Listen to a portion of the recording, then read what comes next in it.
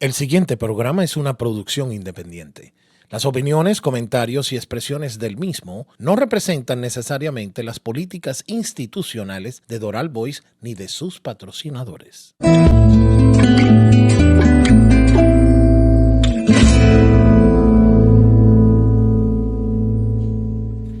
Bienvenidos al programa Pablo Medina Carrasco, ¿Cómo marcha América? El nombre del programa, porque efectivamente tocamos programas de diferentes países, de todo el continente americano. Bienvenido a los pueblos de América. Vamos a comenzar hoy, como siempre, con nuestro apreciado poeta, escritor y Otra hierbas más. y otra hierba. Como decimos en buen nicaragüense. En nicaragüense. El poeta nicaragüense Ariel. Todos los viernes a esta hora. Quisiéramos comenzar con el tema de Venezuela, que sigue siendo realmente un problema de mucho interés continental y mundial. ¿Por qué? Mientras en Argentina una fiscal de la República Argentina ordena realmente la revisión de un avión iraní con personajes de Venezuela y de Irán, muy sospechosos. Personas que la fiscal ordenó tener acceso a todos los celulares para hacer una revisión de todo esto. Y esto ha sido sumamente sospechoso. ¿Qué ocultan en ese avión? ¿Por qué las autoridades públicas, entre ellas la Fiscalía, está haciendo esa investigación? Cuando esto ocurre en Argentina, allá en los países del Medio Oriente, se fue Nicolás Maduro, que yo nunca puedo decir que es presidente de Venezuela porque él no nació en Venezuela, está usurpando las funciones y no es venezolano. Él dijo que nació en muchos lugares a la vez, ¿no? Es una cosa extraña. Este señor se fue con su esposa Cilia Flores al Medio Oriente y allá estaban disfrutando del Medio Oriente montados en camello. Él en un camello, ella en una camella, como le gusta hablar a ellos, y firmando convenios con el gobierno de Irán. Cuando esto ocurre, días antes, en el momento en que se fue, mejor dicho, que voló hacia Irán, que fue público que estaba allá, recuerdo que el senador Marco Rubio, y esto hay que repetirlo, le envió una comunicación al fiscal de Estados Unidos a objeto de que ordenara a la Interpol y a otras autoridades policiales internacionales la detención de Nicolás Maduro, porque hay una orden del Departamento de Justicia donde el precio, la cabeza de Nicolás Maduro son 15 millones de dólares. Diosdado 10 millones, ministro de la Defensa 10 millones. Bueno, cuando uno analiza estos hechos, llegamos a la conclusión que hay dos departamentos de Estado, hay dos pentágonos, negociaciones en marcha con un régimen que hay que darle categoría penal, no política. Cuando funcionarios del Departamento de Estado visitan a Nicolás Maduro al Palacio de Miraflores, le están dando categoría política a un problema que es absolutamente de carácter penal. De carácter penal, no solo porque el Departamento de Justicia aquí ordenó la detención, sino también porque el Tribunal Supremo de Justicia en el exilio de Venezuela, el verdadero tribunal lo enjuició por el caso de Odebrecht, empresa brasileña, y ordenó pagar cárcel por 18 años y algunos meses en cárcel venezolana. Eso es un irrespeto por parte de funcionarios del Departamento de Estado de los Estados Unidos cuando pasa por encima de una decisión del Tribunal Supremo de Justicia en el exilio que fue designado por la Asamblea Nacional, que ellos dicen reconocer, y por el presidente Juan Guaidó, que es presidente de esa asamblea, que ellos dicen reconocer. Entonces tienen un doble juego.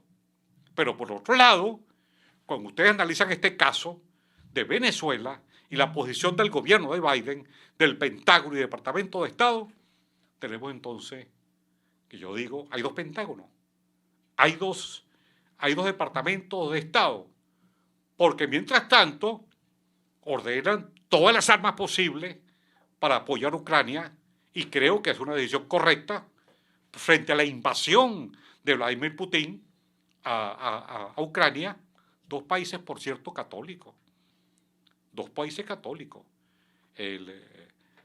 verdaderamente, una cosa que el catolicismo no pudo frenar esa invasión a Ucrania, y por otro lado está apoyando a Taiwán abiertamente y públicamente. Y ha señalado y ha conformado alianzas para defender a Taiwán. Esa política también la apoyamos. Pero yo les quiero decir algo a la gente del Departamento de Estado y Pentágono. Pues yo sé que estas opiniones que las hacemos públicas aquí en el programa, también las circulan por las redes sociales, y nosotros también lo hemos dicho. Porque si bien es cierto, vean ustedes el problema, si bien es cierto que Estados Unidos tiene una posición en América diferente a la que tiene frente a Ucrania y frente al gigante chino, sin embargo yo les quiero decir, Rusia, China e Irán no tienen dos posiciones, tienen una sola posición. Enfrentan a Ucrania, enfrentan a China, pero en América ellos están igualitos con una sola posición. Llegaron a Venezuela 300 oficiales y soldados rusos. ¿Y a dónde fueron? Fueron a Paraguaná, donde hay una cohetería misilística en Paraguaná. Allá fueron. Allá están los iraníes, allá hay rusos. Y en Nicaragua también Ortega ha hecho de comentarios públicos que perfectamente por una base rusa en Nicaragua, y sabemos las relaciones de Cuba. Aquí sí hay una sola posición de exterminio de Estados Unidos por parte de los rusos, de los chinos y los iraníes. Eso no lo entendemos. Que en lo que se llama en las líneas interiores, porque eso es un mal concepto decir que América es el patio trasero de Estados Unidos. Nosotros no aceptamos eso en primer lugar. Eso lo dijo un presidente de Estados Unidos. Somos una América, no el patio trasero. Pero aquí tú ves la intervención abierta y pública en la cual los rusos, los chinos y los iraníes tienen una sola posición, no dos como tiene Estados Unidos. Y estas cosas es necesario decirlas. No sé qué dice Ariel, o vamos al segundo comentario. Yo creo que, bueno, buenas tardes. Esta audiencia grande que cada vez crece más, desde Radio Voice, el Doral. Yo creo que, si bien es cierto, Estados Unidos ha cometido errores, Pablo, históricamente, en su cosmovisión diplomática hacia América Latina, indudablemente, ¿quiénes son los que critican a Estados Unidos para hacer esa crítica? Es decir, en otras palabras, es más el beneficio que Estados Unidos ha llevado a América Latina que los errores grabados históricamente cometidos por Estados Unidos. No sé si me voy a entender, ¿verdad? No, claro. Es decir, eso es correcto. Es decir, han habido errores históricos, ¿verdad? Pero hay que tomar en cuenta que son relaciones con culturas diferentes, aunque compartamos el mismo espacio terráqueo, continental, ¿verdad? Somos un subcontinente y cada país tiene su propia tertulia caudillesca, ¿verdad? En América Latina. No es fácil para una potencia manejarse ante el mundo entero.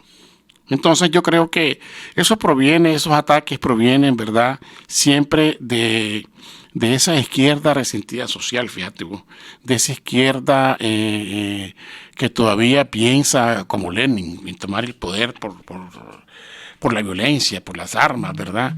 Que criticó en su momento al conservatismo, pero que el conservatismo eclécticamente dio saltos cualitativos, ¿verdad? En su pensamiento, en su forma de pensar, ¿verdad?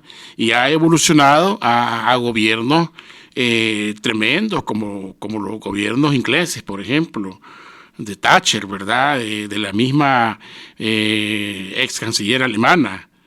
En Estados Unidos, digamos, la era Reagan, ¿verdad? Que fueron positivas, que pararon la Guerra Fría, inclusive. Ese binomio Juan Pablo II, Reagan, fueron tremendos. Pero como Reagan es de derecha, republicano, la izquierda lo mira como un vaquero, y todavía como un vaquero de segunda. ¿Ves? Entonces, creo yo que llegó el momento, sin embargo, de que estos sectores de esa izquierda resentida social, ¿verdad?, pro-chavista, pro-castrista, no tiene ya el mismo espacio de figuración que tenía antes. El mundo está despertando y la tortilla se les está revirtiendo, se les está volteando. Bueno, como son varios temas que vamos a tocar, vamos a informar también sobre el evento que hicimos, que estaba anunciado aquí en el programa de radio, sobre el bautizo del libro, Cara y Crimen.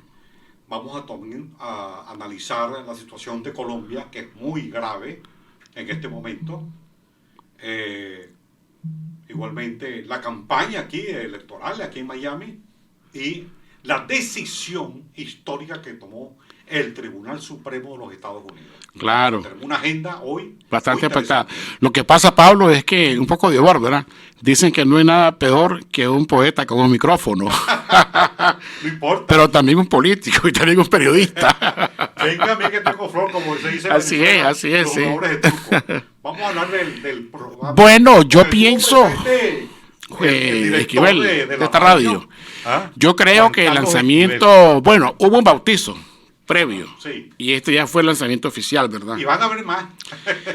Bueno, el libro Cara y Crimen y su autor, que eres tú, pues, merecen una doble felicitación porque hasta champán discurrió en la portada del libro, ¿verdad? Es decir, tuvo ese glamour, esa elegancia de lanzamiento, de la presentación del libro, como eran antes. Y hay que volver a ella. No sé por qué no se han hecho esos bautizos, ¿verdad? Bonitos. Hay una que le ponen, lo regan con flores, también muy bonito. Sí, también, ¿verdad? Claro.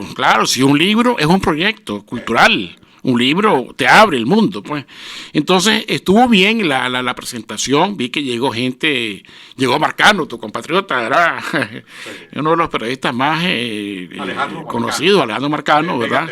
Exactamente. Llegó gente de la Mega TV también, llegó esta periodista, se me escapa el nombre ahorita. Estuvo interesante, sobre todo la diversidad de personalidades que hablaron sobre el libro, ¿verdad? Como por ejemplo Tony Calatayud, que habló del libro, ¿verdad? Este empresario, ¿cómo se llama? Que estuvo la otra vez también, en la primera... Luigi, exactamente. Luigi González. Estuvo el que actuó como maestro de ceremonia, pero también como presentador, ¿verdad? Que es muy capaz, ¿cómo es que se llama? Estuvo Luis González, estuvo Juan Carlos Esquivel. Juan Carlos. Habló también Juan Carlos Esquivel, claro, ¿verdad? Futuro. Se refirió a uno de los capítulos del libro, es el poder de la oración. Sí. Yo en memoria, Juan Carlos Esquivel. No, muy bueno, Juan Carlos. Felicidades al futuro comisionado, ¿verdad? Y habló también, entre otros, Sofía Lacayo. Muy importante lo que dijo Sofía, y antes de que hablemos de ella, porque hizo una alusión al deportista, al boxeador más grande que ha tenido Nicaragua, y uno de los más grandes, hablando de América, del continente, Alexis Argüello. Pues lamentablemente Alexis es de esos personajes que cayeron en el bajo mundo. Sin embargo, creo que si en las letras se le quiere a Rubén Darío en Nicaragua, a Alexis Argüello se le adora en el campo de la cultura del deporte, ¿verdad? Y todo ese mundo escabroso de su muerte, asesinato, ¿verdad? Siempre deja esa sospecha. Y Sofía Lacayo acertadamente habló de la parte esta de los líderes, ¿verdad? Cuando han sido arbitrariamente, genocidamente asesinados, pues. Ella deja entrever, pues, en una faceta de tu libro, la vida de Alexis Argüello. Entonces hizo una combinación importante, que es... Ella escribió un libro sobre No, hizo ella una mención, ¿verdad? Más o menos como yo lo decía, en el sentido de que Fidel Castro es prácticamente el autor de los crímenes del Che Guevara y de Hugo Chávez, en cierta medida, ¿verdad? Me sorprendió la información que fue sugerida por ella en relación a que fue asesinado Alexis Argüello. Sí, prácticamente, porque ya tenía muchas presiones. Además, yo entiendo que Alexis se sintió mal cuando dicen que él gana, porque él no ganó en realidad. Ganó Eduardo Montealegre, un mal político de la derecha, pero ahí sí él ganó las elecciones en Managua. Sin embargo, el sandinismo se las dio a Alexis Argüello, los sandinistas, porque era el candidato de ellos, ¿verdad?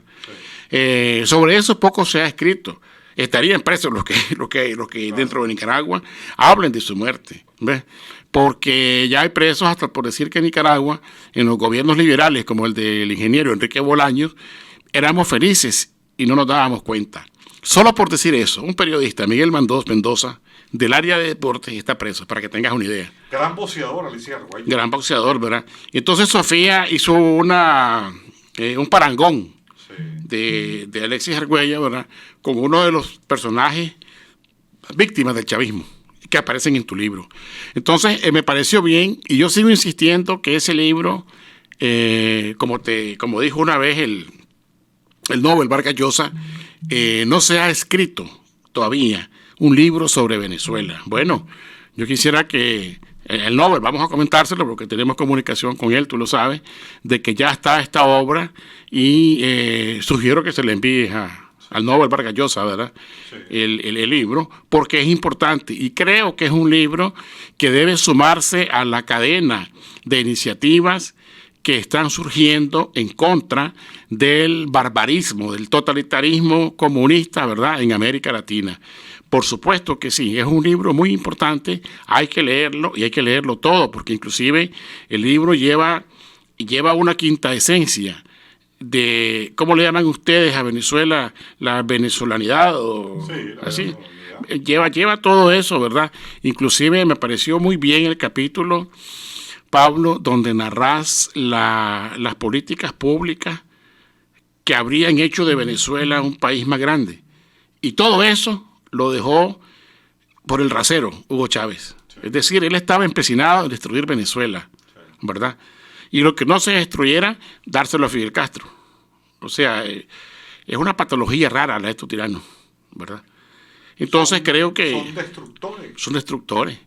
Si Fidel Castro fue un destructor de Cuba. Si Chávez lo hubieran mandado al desierto, en 5 años no habría habido arena. ni culebra, ni araña. Qué tremendo, ¿verdad? Es una tragedia lo que le ha ocurrido a América.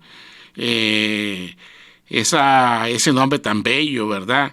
Yo recuerdo, Pablo, aquella canción de Nino Bravo. Y no solamente Nino Bravo, pero es que esa canción es linda cuando dice que cuando Dios hizo el Edén, pensó en América, ¿verdad? Y el diablo, que es Chávez, pensó en destruirla. ¿Ves? Entonces, hay que actuar. Yo sigo insistiendo en que debemos hacer un cambio de timón quienes amamos la democracia y luchamos por la democracia y la libertad. Ya no es tiempo de seguir combatiendo a estos dictadores con panfletos, con denuncias, con acusaciones. Vemos cómo los elefantes blancos de la ONU, de la OEA, no hacen nada, no actúan. No son los gobiernos alternos del mundo. Están atornillados y arrodillados. Y mucha gente de su burocracia, desde el secretario general a los cuadros intermedios y bajos, vienen de esa izquierda invasiva. Habría que ver eso hasta qué punto, ¿verdad? Es decir, ahora están en contra de Cuba, ahora están en contra de Maduro, pero ¿para qué sirve? No tiene ninguna No, y además está en contra de palabras, no de los hechos. No hay ningún hecho, no hay. Son los hechos los que determinan todo. Sí, sí, sí. Y tocaste un tema importante porque sentí que me pasaste la voz de que el tiempo es breve, ¿verdad? Y sería bueno tocarlo con mucha agudez, el tema de la Corte Suprema de Estados Unidos. Al final. Al final, ¿verdad? Sí, cómo no. Pero ese tema va para largo. No, pero ese tema va para largo, es muy interesante. Es interesante. Muy interesante. Y es una bofetada a esa, volvemos a lo mismo, ¿verdad? A ese mundo progresista que se ha apoderado hasta de la palabra progresista. Pero estamos hablando, para finalizar, en la agenda de hoy, el tema del libro. El tema del libro, claro. Y realmente tú lo tocaste muy bien, quienes hablaron, quienes intervinieron. Fue el empresario colombiano Abelardo de Esprilla, de la Prilla, algo así el apellido, ¿no? Sí. No me lo sé todavía.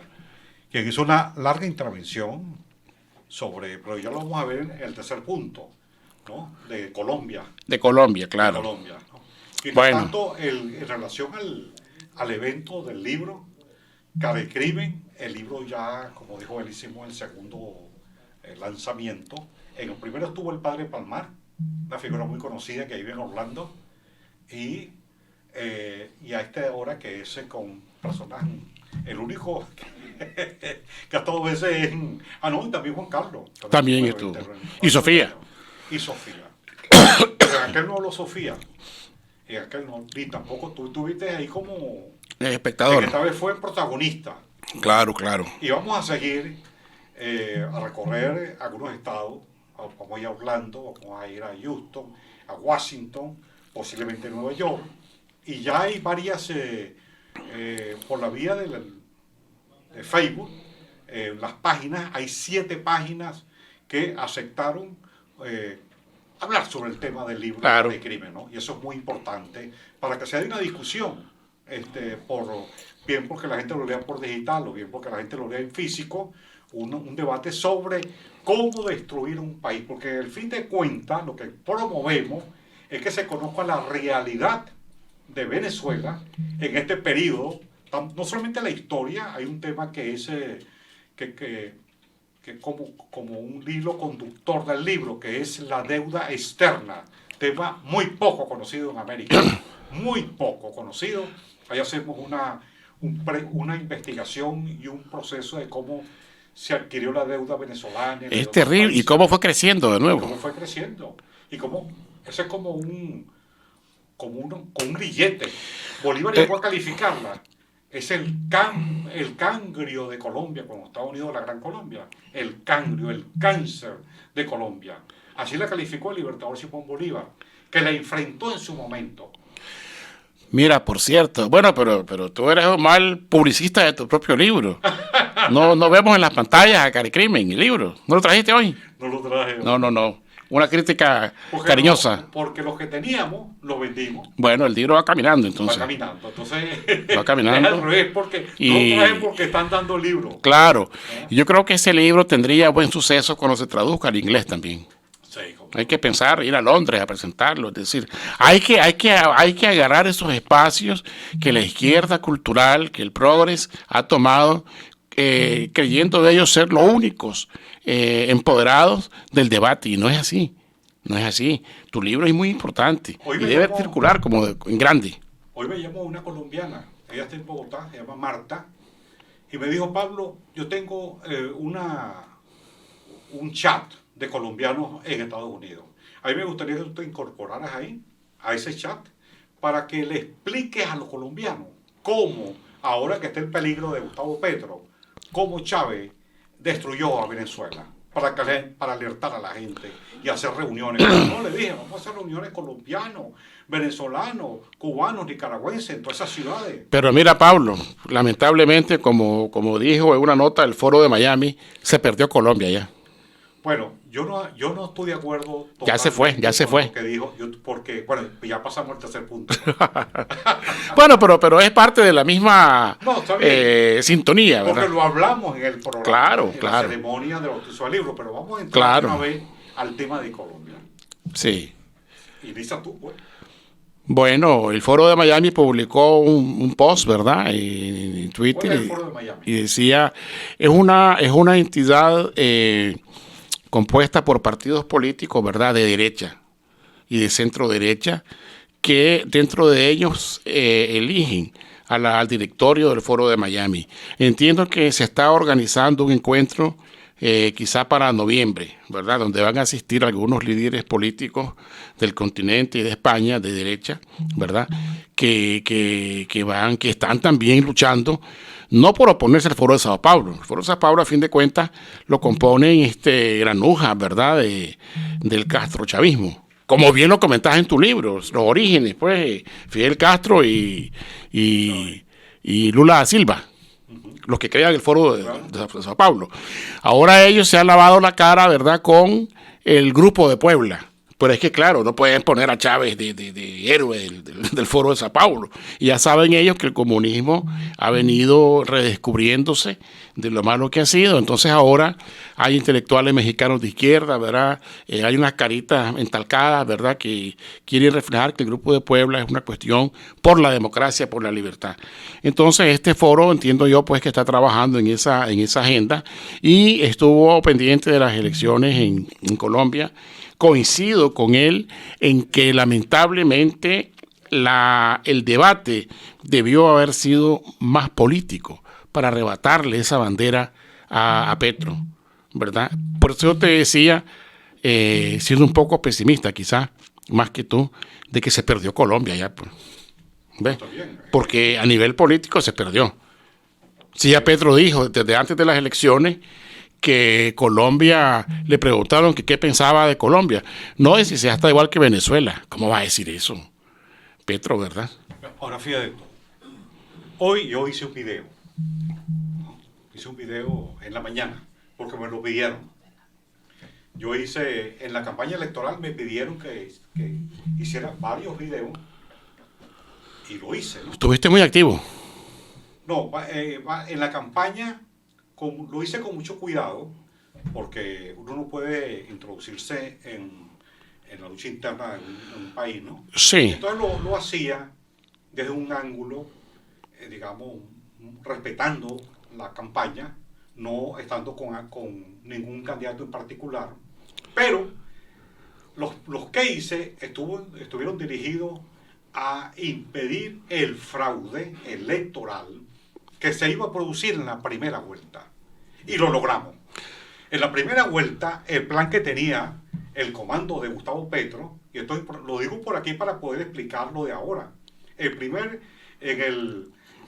la primera vuelta, el plan, ellos se fueron hacia Madrid, hacia España, Gustavo Petro, el jefe de los registradores de Colombia y un magistrado del Tribunal Supremo de Justicia llamado Vera, Alexander Vera.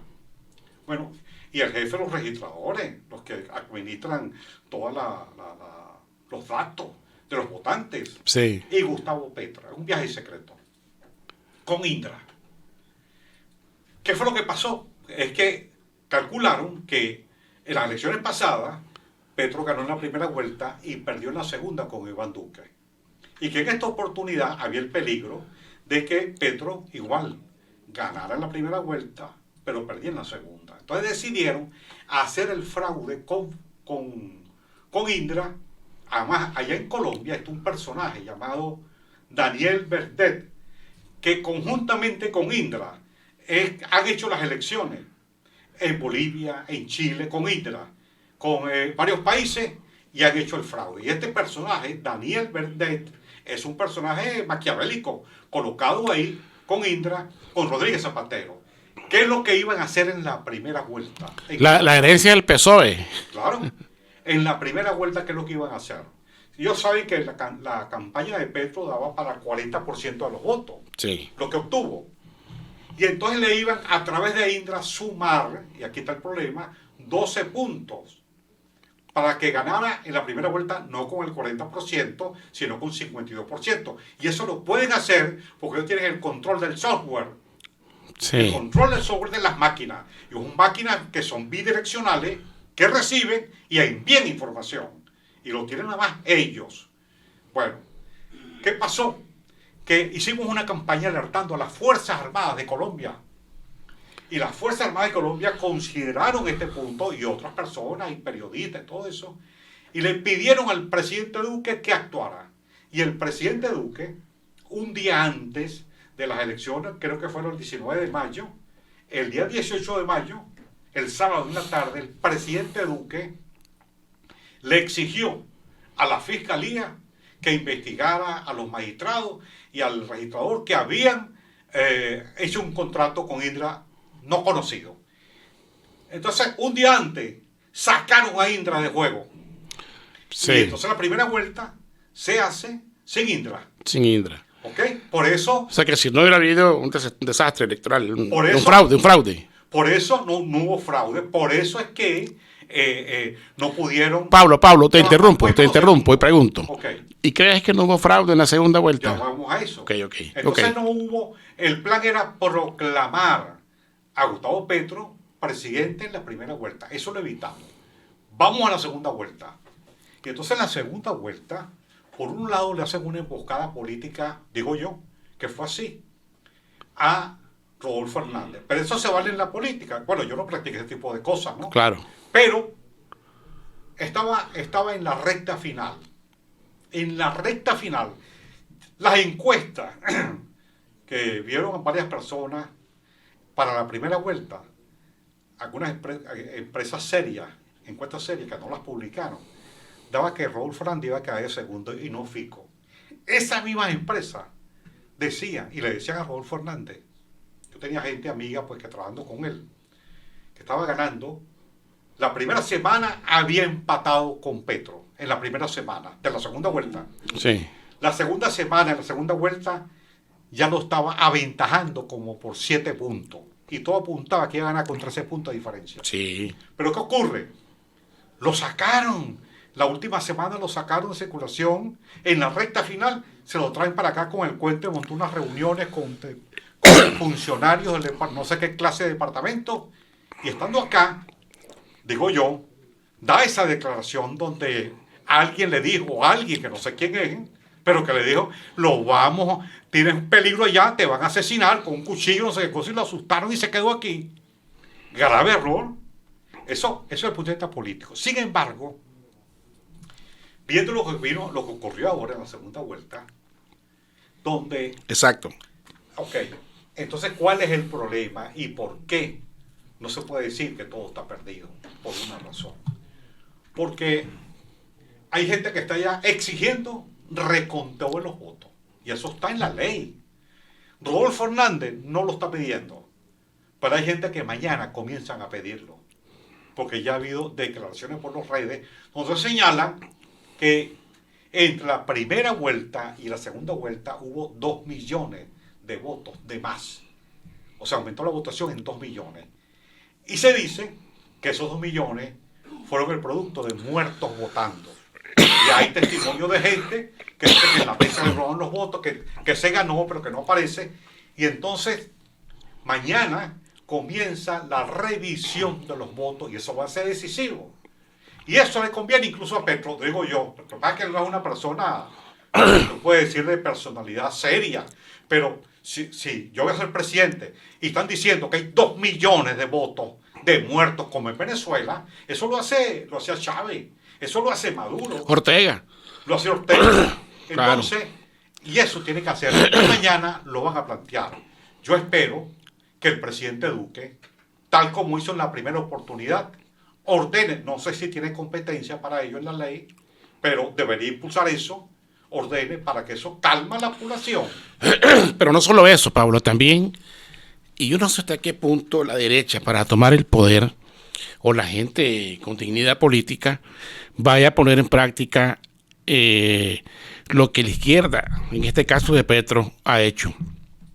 Hay denuncias de emisarios de Petro que iban a las casas, tocaban la puerta y le decían, esta casa es suya, señora. No, la estamos rentando, la estamos pagando. No se preocupe, cuando ganemos, esta casa va a ser suya. Esa es una compra de voluntades, de conciencia. ¿verdad? Aprovechándose de la situación de muchas personas, Claro. ¿verdad? Y lo otro que también se dice es que hubo compra de votos. Gente que le dieron plata para que votara por Petro.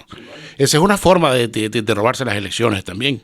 No, y está el testimonio de cómo Piedad Córdoba, que Gustavo Petro la sacó de la campaña porque le estaba afectando, la sacó, pero la sacó momentáneamente, porque la pusieron como senadora con estas máquinas Indra. En las elecciones del Parlamento, ¿sabe cuánto sacó el Pacto Histórico de senadores? 16 senadores que no tienen popularidad, salvo 3 de ellos, los demás no son conocidos. Entre ellos Piedad Córdoba, pero fue con esta máquina Indra. Claro. Y a cada Ella es a quien la encontraron con una bolsa de dólares en Honduras. Claro. ¿Qué hacía ella? Exactamente, 20 millones de dólares con una bolsa de 70,000, pero con una caja que ella misma envió de Venezuela para Canadá, vía Honduras, 20 millones de dólares. 40 millones que mandó el Foro de Sao Paulo, de los cuales 20 millones los detienen ahí y los otros 20 millones los mandaron después. Bueno, esa es la danza de millones del Foro de Sao Paulo, del socialismo del siglo XXI y del Grupo de Puebla. Ahora, esta empresa Indra, por ejemplo, al Centro Democrático le dio 15 senadores. Eso no ha sido revisado. Al Pacto Histórico o sea, de Gustavo Petro, 16 senadores. A otro partido, 15. Y así fueron distribuyendo equitativamente para buscar como un acuerdo político a través de la votación. Pero yo tengo serias dudas, porque tengo gente que me informa que el Pacto Histórico no se Además, ha estado en Colombia varias veces. Sí. Claro. Conocer el país. Y tengo mucha gente amiga allá. Pero Pablo, vuelvo a lo mismo. Y hemos conversado contigo otras veces fuera de cámara de estos temas. Seguimos muchas veces encrochados con mantener una agenda de discurso de sociedad civil, de tertulia, de debate. Y estos no. El Foro de Sao Paulo no anda haciendo peña. Ellos están conspirando, están trabajando. Entonces, ¿por qué de este lado seguimos en la misma dinámica? Sobre todo, no solo la dinámica. Tú y yo y Freddy, hace 2 años hicimos un documento. Sí. Paralelo 21, ¿qué se llama? Paralelo 21, que es una especie, sí. Paralelo 21. Vamos a rescatarlo. Bueno, para que toda iniciativa que sume. Pero yo lo que te recuerdo es que hemos hecho esfuerzo, pero no hemos tenido todavía la audiencia, que ahora por primera vez tenemos audiencia en otras nacionalidades, como la cubana, en otras nacionalidades colombianas, para que podamos abrir un debate sobre qué hacer. Y con Tony le hemos hablado ya. Y habíamos invitado a Tony Calatayud para hablar del tema, que yo no quiero, porque la iniciativa... postergarse, claro. Pero hay una gran iniciativa para que aquí en Miami, que es una especie de capital de América, podamos dar una respuesta al Foro de Sao Paulo. No, por supuesto que sí. Y ojalá Colombia reivindique esa posición. Claro. Pero además quiero decirte algo, Pablo. Da risa a la izquierda, a Ortega, dice, que el imperio y se respete la autodeterminación de los pueblos. Y cuando él la ha respetado. No. Y cuando Fidel Castro la respetó. Cuando mandó al Che Guevara a Camboya. Y a Venezuela. Y a Venezuela. Controlado por sí. la época de Chávez. Pero esas cosas son las que tienen... 200,000 hombres que están en el libro. Claro. 218,000 hombres mandó Fidel Castro para Venezuela. A Venezuela. Y sigue mandando. Falsos médicos. Unos eran médicos, la mayoría no. Bueno, no sé, habría que ver si en México ya llegaron los médicos cubanos, porque el pueblo se le paró a López Obrador. Sí, claro, porque está la experiencia ya de Brasil, de Venezuela. De Venezuela y de Brasil, claro. ¿Tú lo que es una invasión invisible? ¿Cómo que invisible? Claro que invisible. Claro, porque no son como las invasiones de antes. Además son espías. Ok, pero no como las invasiones de antes, que ya claro, aviones, de infantería soldados, y tropas y todo, claro. Esto es en aviones civiles, tú sabes, así de noche y de noche. Claro. Que vienen unos médicos, no sé qué cosa, y ¿verdad? Mira, controlaron en Venezuela registros, notarías, aeropuertos, fuerzas armadas, policía, Banco Central, todo en manos de los cubanos. Qué desastre. Entonces yo creo que debería de retomarse esa agenda y hay que lanzar de nuevo retos, ¿verdad? de buscar posiciones que unen esfuerzos por la libertad y por la democracia. Antes podía concebirse eso como un proyecto de soñadores, de utópicos, qué sé yo. Ahora no, ahora esto hay que verlo como un objetivo de alto interés nacional y continental. Ya no solamente es América Latina, el Caribe, Chile, Venezuela, Nicaragua. Es el continente americano ahora. Podemos nosotros mostrar ese documento. Claro. Seguramente que al día de hoy hay que hacer cambios, pero ese documento lo escribimos hace 2 años y medio para construir una institución, una fuerza que enfrentara el Foro de Sao Paulo. Eso está clarito ahí. Claro, y yo creo que el Foro de Miami, Paralelo 21, Tony Calatayud con su movimiento del Parlamento de Hombres Libres. Bueno, pero vamos a hablar con él, vamos a hacer un esfuerzo para invitarlo la próxima semana para que él informe su plan. Bueno, ya se le invitó para esta y no vino. Sí, no vino, pero Y vamos a insistir otra vez. Queremos que nuestros oyentes y nuestros televidentes se den cuenta de que aquí las cosas las decimos también de cara, aún entre nosotros. Sí, sí. Porque son autocríticas sanas, pues. Claro. No tiene ningún objetivo negativo ni. No, así es. Estaba invitado para el día de hoy para hablar el tema, la iniciativa para enfrentar el Foro de Sao Paulo y el Grupo de Puebla. Grupo de Puebla, sí. Es el plan. ¿Que es el mismo Foro de Sao Paulo? No es lo mismo. Porque este señor de México, AMLO, él nunca estuvo en el Foro de Sao Paulo.